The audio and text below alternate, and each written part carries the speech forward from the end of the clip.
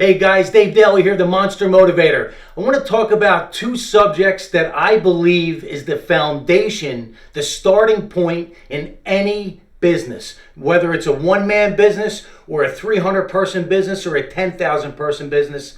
The two subjects that are vitally important is effective leadership along with understanding how to identify and break through your fear barriers for you and your team. And I want to touch on some of these points. First is leadership. And I always say leadership through motivation, inspiration, and perspiration. And the reason that I use those words, they're not just words. They really mean something. And they not only mean something, but they mean something in the category that they're in.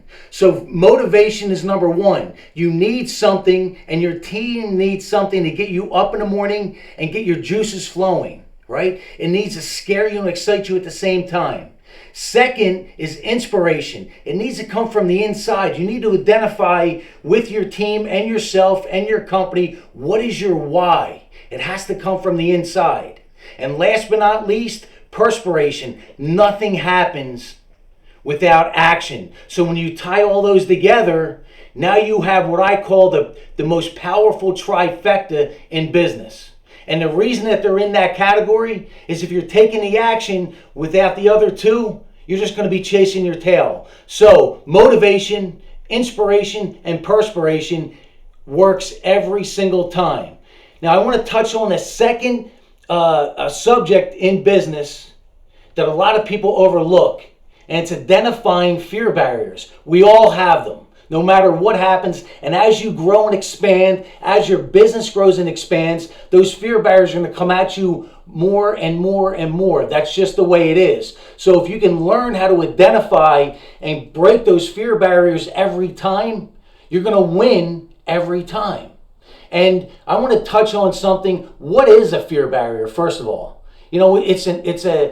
It's something that's made up inside our mind, right? It's an obstacle inside our head. And why do they appear? Numerous reasons. The fear of the unknown, finding yourself in that darkness, in that uncharted territory. The fear of what if? What if this happens? What if that happens? Right? The fear of failure. If I do this and I fail, then what? Believe it or not, the fear of success. If I'm successful, who's that person I need to become? What are my new responsibilities? And last but not least, the fear of change. And in the business world, if you're afraid of change in the time we live in today, with all the technology, it's changing by the minute, you're going to be left behind. You're going to be obsolete. The scariest statement in business that you can ever hear is we've always done that way. This is the way we've always done it. That's the scariest statement that you can hear in business, because what that tells you is you're not willing to grow, evolve, and move forward with the times. So when you can identify those fear barriers for yourself and your team, you're just going to move that much quicker. And I want to share with you, let's take it even a step further. Let me give you a practical, proven formula that I put together. And it's a 4-step formula. The first step in this formula is going to be identifying the goal, the destination, right? And again, it goes back to, does it scare you and excite you at the same time? You need something with enough juice to get your team and yourself focused and get you up in the morning and get that blood going, that the juice is flowing. The second step is going to be identifying the why. Why are you doing this? So your team understands why, so they can start to really identify with it. It makes such a big difference. Third step, the action. What's the action that you and your team are taking? Is it getting you closer or farther away? Fourth step, and this is a very, very powerful step, but so overlooked. It's, what are you telling yourself on a daily basis? What is your team telling themselves on a daily basis? And I work with organizations all the time on how to utilize self-talk, positive, powerful self-talk on a consistent basis. And like I said, it's a very overlooked step, but it's such a powerful step. Now, that brings us to the very last part of this formula, which leaves you with your self-image. See, your self-image becomes your reality, becomes your results. And if you're not happy with the reality, if you're not happy with the results, go back to the top. Reevaluate, right? What is the goal? Does it scare you and excite you at the same time? Identify that why for you and your team.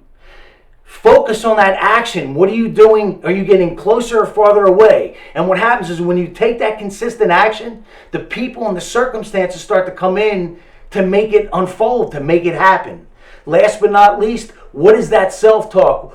Evaluate. You and your team as a leader, what are you telling yourself on a daily basis? Check in with you and your team. That's a great way to do that. And again, we'll leave everyone with their self-image. See, we could build our self-image up, we could tear it down, but we can't outperform it. Let me repeat that. Our self-image is so powerful. It's our results, it's our reality. We can build it up, we could tear it down, but we can't outperform it. So understanding your self-image and your team's self-image will take you to that a whole nother level. And that self-image is tied in with the culture of your business. You know, I just saw an interview with Jack Welch. Now, if you're not familiar with Jack Welch, he was the CEO, chairman of the board of General Electric from 1981 to 2001. And at that time, his net worth was $720 million. And he broke records when he retired. His severance pay was $417 million. And Jack had an investment company. He had partners, and they would invest in businesses. And in 1 year, they invested in a business a day. That's right, a business a day. They invested and bought 200 businesses in a year. And when he was getting interviewed, they asked him, what's the biggest mistake you've made in business over the years? He didn't even blink an eye. He said, when I look back, instead of evaluating everything based on numbers, on profit and margin sheets, he said, I should have based it first and foremost on culture, then the numbers. That's how important culture in your business is. The core culture will determine where you go for your business, just like you and your people's self-image determine how far you go or how far back you get left back. So don't overlook culture, don't overlook the self-image, and understand how powerful it is to be able to break through those fear barriers. Hey guys, thanks so much. We're going to see you in the next video.